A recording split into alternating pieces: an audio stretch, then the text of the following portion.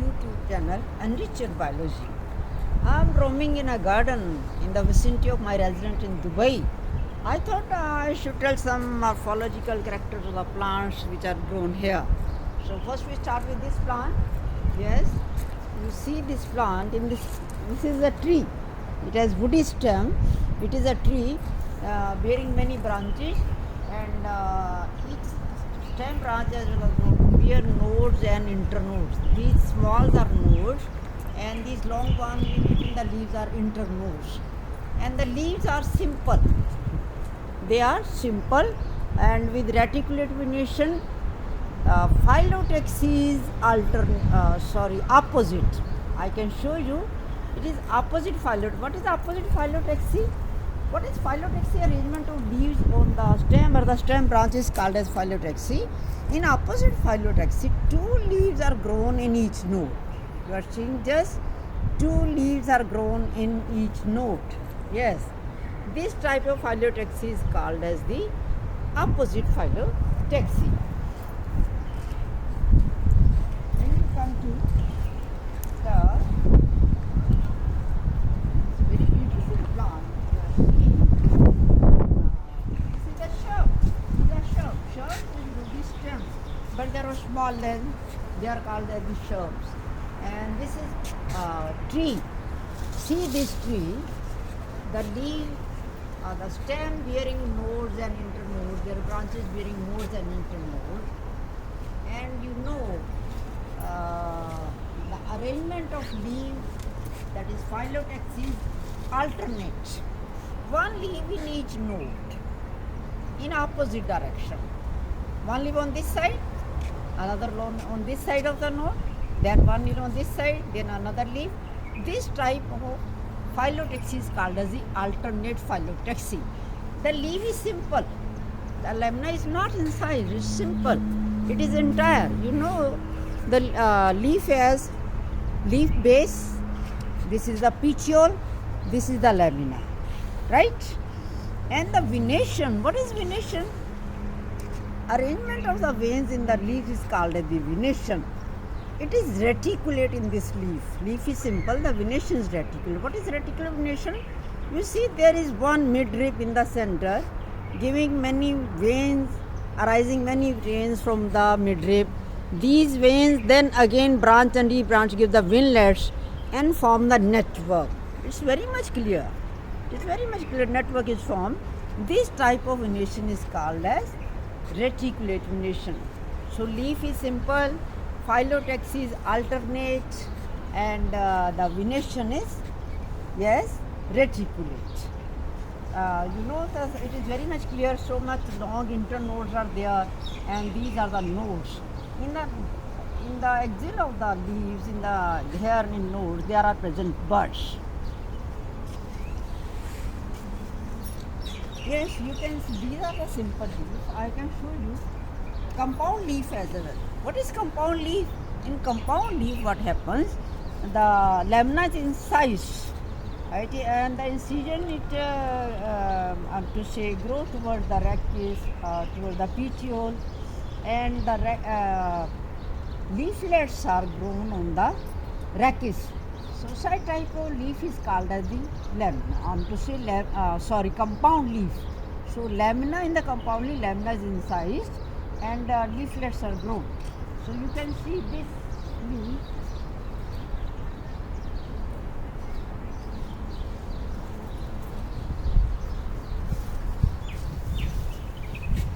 See this tree? Yes. This is the entire leaf. This is the entire leaf. This is the lamina.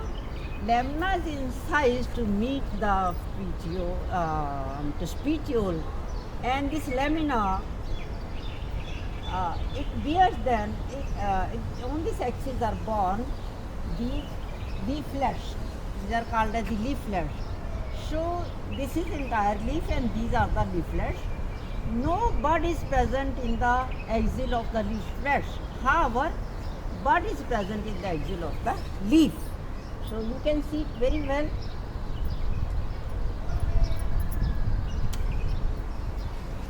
And you know the base of the leaf is swollen. It is called as the pulvinus. The base is called as the pulvinus. This is the petiole. This is the lamina. Lamina is incised, and it gives the branch. On this axis. This axis is called as the rachis. It bears the leaflets. These are the leaflets. In the axil of the leaflets, no bud is there. Bud is present only in the axil of the leaf. So this is the pinnate compound. When leaflets are formed and they are arranged in such a manner, it is called as the pinnate compound. These are all species. And this is also shrub. Very good plant. In this case, the more than 2 leaves, many leaves they are grown in the single node, and a whorl of leaf is formed. This type of phyllotaxy is called as the whorled phyllotaxy. It is called as the whorled phyllotaxy. I told you opposite phyllotaxy, alternate phyllotaxy, and whorled phyllotaxy. This is the whorled phyllotaxy. In this case, the leaves are oblong in shape. There is main midrib giving many branches. That is, these are the veins arising from the midrib. These veins then further branch and rebranch to form the veinlets. A network is formed. The reticulation, the venation is reticulate. So this is all about this leaf. Then we come to these leaves. This is the aloe vera plant. The leaves are acute in shape. These are acute in shape and are succulent. These are succulent to conserve the water, and on the sides there are bone spines, so that to say protect it from browsing animals. See these leaves. In this case, there is parallel venation. All veins they are running parallel to each other. This is the oblong shaped leaf. See all these flowers, they have radial symmetry. They have radial symmetry because it can cut into 2 equal halves from any plane. From any plane it can be cut into 2 equal halves. Such type of flower is called as the actinomorphic flower. Actinomorphic flower which can be cut into 2 equal halves through more than one plane, through any plane, and has radial symmetry, they are called as actinomorphic flower.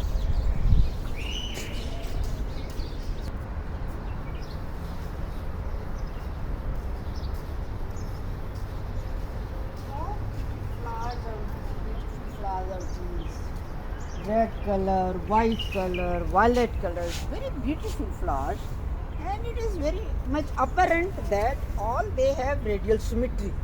The flowers can be cut into 2 equal halves to more than one plane, then it is called as actinomorphic flower. So the flower is actinomorphic. It is clearly actinomorphic. It can be cut into 2 equal halves from any plane. The flower is actinomorphic. It is borne on a stalk. This stalk is called as the pedicel. So flower is pedicellate. When the flowers they are grown on directly on the node, no stalk-like structure is present, then they are called this is style. But this is the pedicellate flower. So we can see the other floral parts of the flower. I told you that is actinomorphic. There are 5 sepals. The first whorl sepal, 5 sepals are there, and these sepals they are free. They are free. So condition is polycephalous. So calyx is free. Condition is polycephalous. Then these are petals, corolla.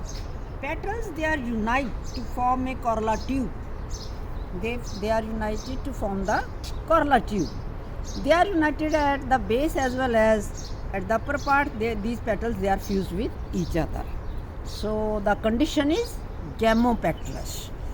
Polycephalous, gamopetalous. Then you see inner part of the flowers. You might be seeing here green structure at the tip. It is stigma.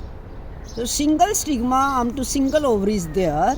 It is monocarpal. So and surrounded by stamens. Yes, I can show you very well. There are 1, 2, 3, 4, 5 stamens. Carrying stamens has one filament at the base and at the top there are present anthers which are bilobed. These structures they are stamens, and this innermost structure is the pistil. Pistil is having style, ovary based here, and stigma at the top. It is receptive to pollen grains. So what is the condition of stamen? Stamens they are free, so they are polyandrous. Stamens are free, they are polyandrous, but their base is fused with the petals, so they are epipetalous.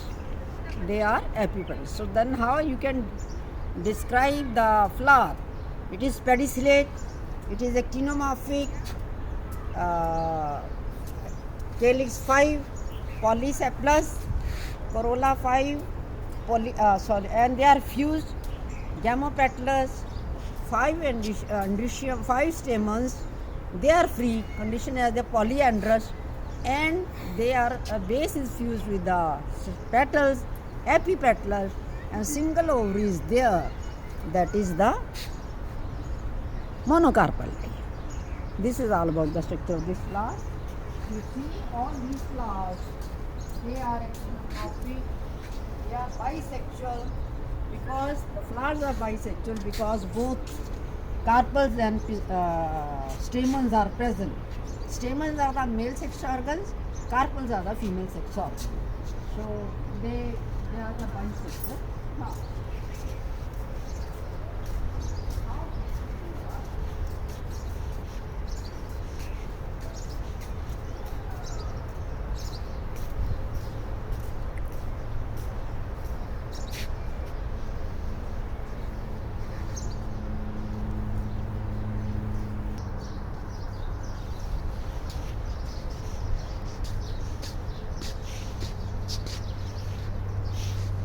Now we come to inflorescence. See this plant.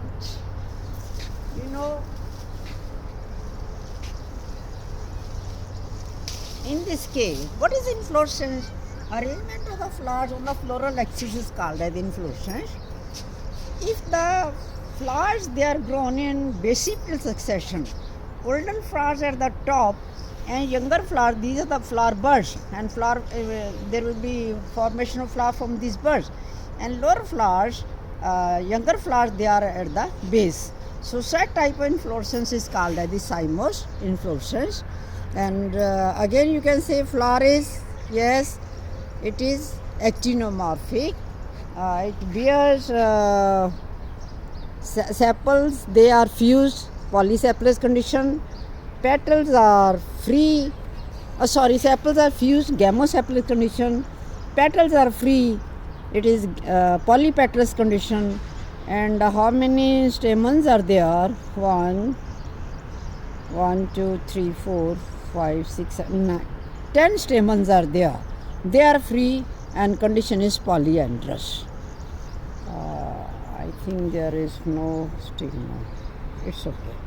So this kind of inflorescence is called as the cymose inflorescence. Then we come to this plant. You see this plant? This is monocot plant, and the leaves they are acute in shape. In this case, venation is parallel. Venation is parallel. All veins they are running parallel to each other, to the midrib as well.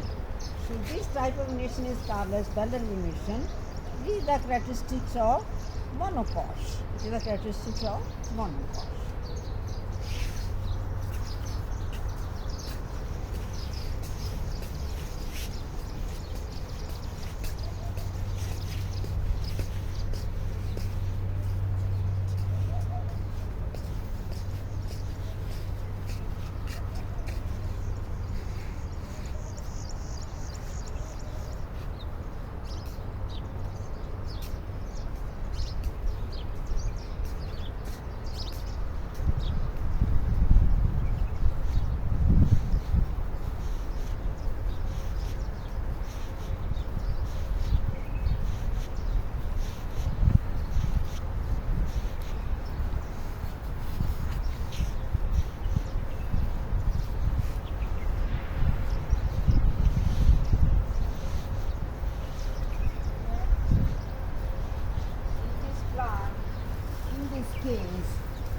The inflorescence is racemose.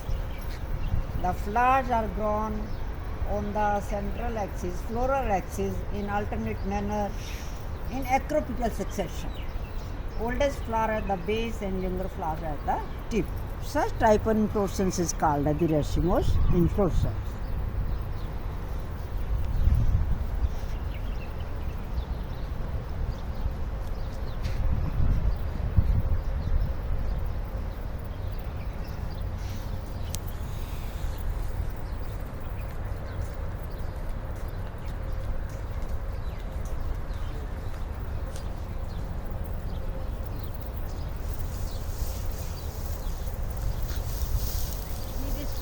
Neem plant. This is a neem plant. It has compound leaves. This is the compound leaf. This is the petiole. This is the lamina. Lamina is incised into leaflets. This axis is called the rachis. So this is also compound leaf. Pinnately compound leaf. Unipinnately compound leaf.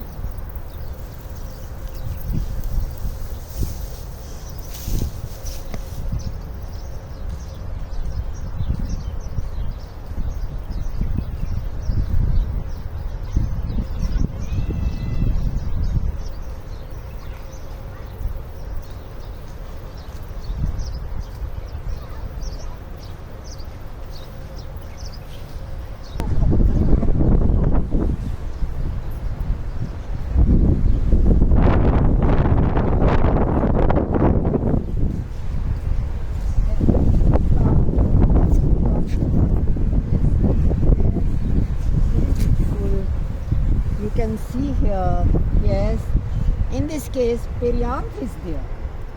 Sepals and petals, they are not distinguished. Perianth is there, yes, these are to same color, and outer the layer, it is also fused, inner layer is also fused, 6 outer, 6 inner, and the stamens, they are also 6. They are fused with the petals. The condition is epipetalous. There is single stigma, that is ovary, and condition is monocarpal. So it is the petals are giving 6 petals and 6 sepals baked together called the tepals. So it is a gamotepalous conditions, and these stamens, it's very much clear. Anther is there, and filament is there. Filament is bearing the anther lobes. Anther lobes, they bear the pollen sacs. They are arising from the petals, and the condition is epipetalous. It's very beautiful flower. Flower is bisexual. It is actinopampic. It can be cut into 2 equal halves.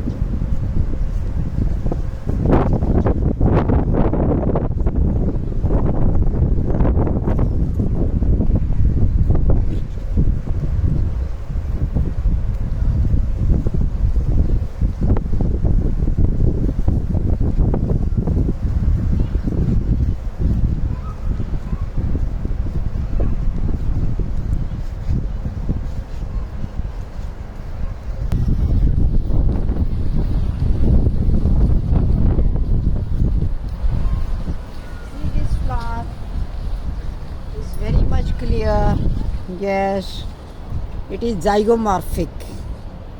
It is zygomorphic because it can't be cut into two equal halves through the shrink. It can be cut into equal halves only through single plane. It is not radial. It is zygomorphic flower. 5 petals are there. 5 petals are there. They are fused. Condition is gamosepalous. 5 petals are there. They are also fused at the base. Condition is gamopetalous. And there is one stigma arising from the base. It is stigma, style and ovary. This is monocarpal condition. Yes, you can see the stigma very well. It is monocarpal condition. And stamens are, I think,